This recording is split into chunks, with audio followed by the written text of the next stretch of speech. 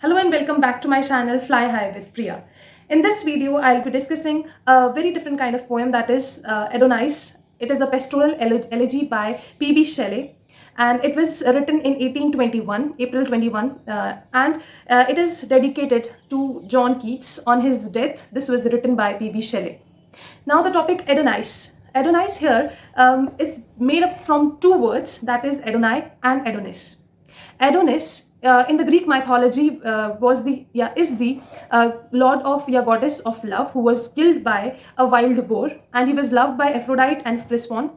Now these two used to love him so much that they just asked Zeus, they prayed to Zeus that please make him alive. So he grants that, and he was you can say lived again, and he was told that you have to spend 6 months with Aphrodite in summers, and with Proserpine you will be spending winter season. 6 months you will be living with her.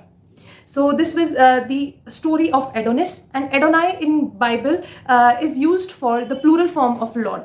So he has P.B.Shelley has very intelligently used this word, and Adonis here means John Keats only, है. So what happens that it is an elegy which is dedicated to John Keats, and when it opens, it says that Adonis is dead. And this statement, Adonis is dead, has been repeated so many times in this pure elegy. It is having 55 stanzas, 495 lines are there, and it is written in the form of Spenserian stanzas, in which 9 lines are there in each stanza.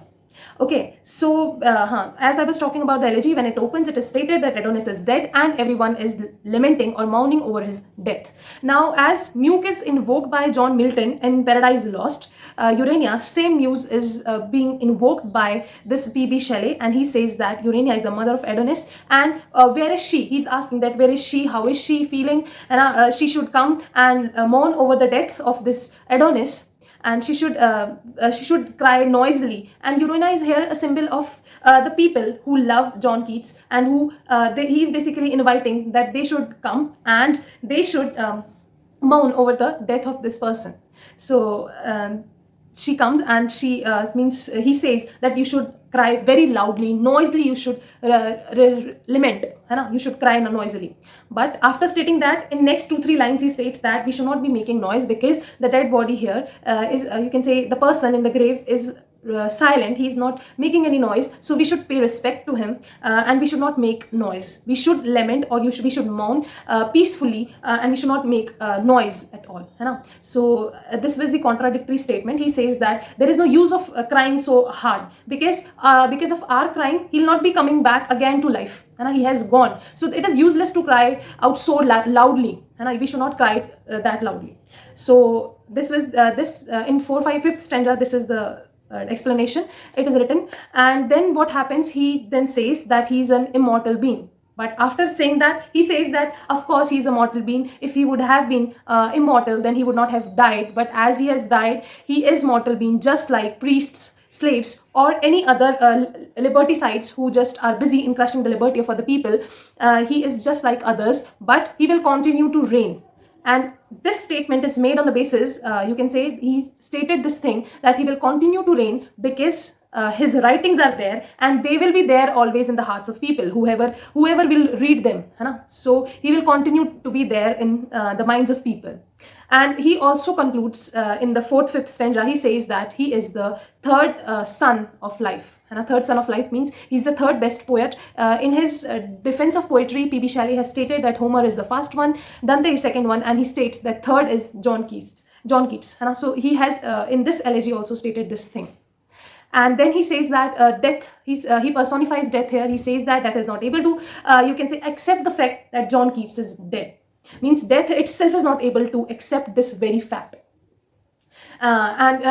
He just says that then he focuses on the nature. He says that even the nature is also crying over the loss of John Keats, at the loss of at the demise, you can say, of John Keats. Now, as April is there, spring season is there, and in spring season, nature is at its best. Everything is blooming, everything is blossoming, everything is growing, but still a pain is seen there in the nature itself.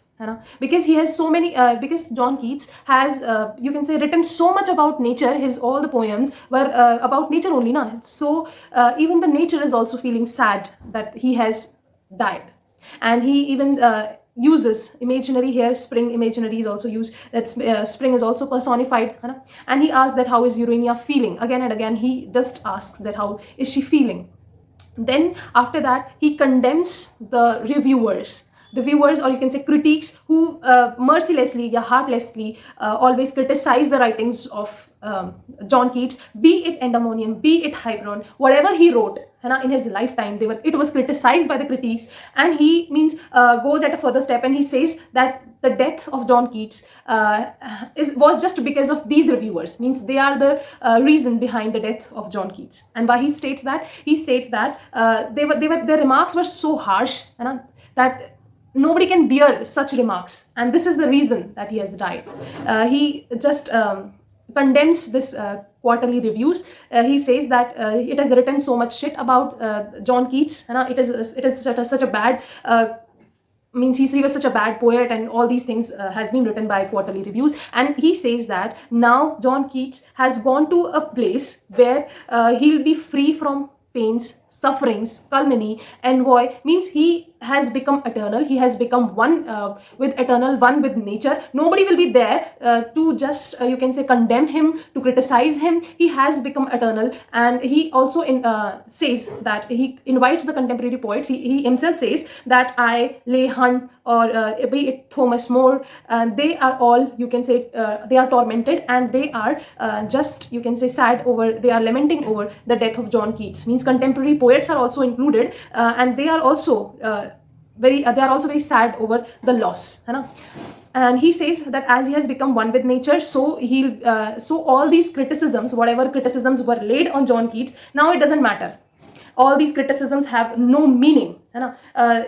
He has become so much eternal that all these things are just useless and meaningless. And you can say that he also states that poets, it doesn't matter to poets, means poets just write for their own happiness, for their satisfaction. And he has compared the life of poets with a candle. As the candle burns now and gives light, similarly poets are criticized by people, for whole of the life they are criticized for whatever they are writing, but still they keep on writing and writing and writing, and finally they die, and like a candle itself, so they are satisfied over whatever people say, and they continue to do whatever they want to do, whatever they want to write. And now in the final stanzas he says that he has become one with eternity. He has become eternal, so he'll be going to meet some great poets. Who were these great poets? These were the Philip Sidney, and he'll be meeting them as he is there in the heaven. They all will be meeting and will be having good time. So and we should not be repenting, as he'll be there in the hearts of the people. His writings will be there, but he mounds over the fact that people are very unfortunate who die at young age. Means youth is very energetic time period, and people who die at this young age are very, very unfortunate. He also writes this thing in the elegy. But what happens when the elegy starts? It starts with the pain, you can say, and when it ends now, so there is a kind of satisfaction. Means he accepts the death as one or the other. Everyone has to die. Some die early, some die at late age, so death is, you can say, death is inevitable, unavoidable, so it has to be accepted. And he uses the transcendental technique here. He says that John Keats has transcended all these concrete world, and he's there in the abstract and beautiful, more beautiful one. So this was all about the poem, or you can say the Pastoral Elegy, that is Adonais by P.B.Shelley. I hope this is very much clear to you. Thank you for listening. Till then, bye bye.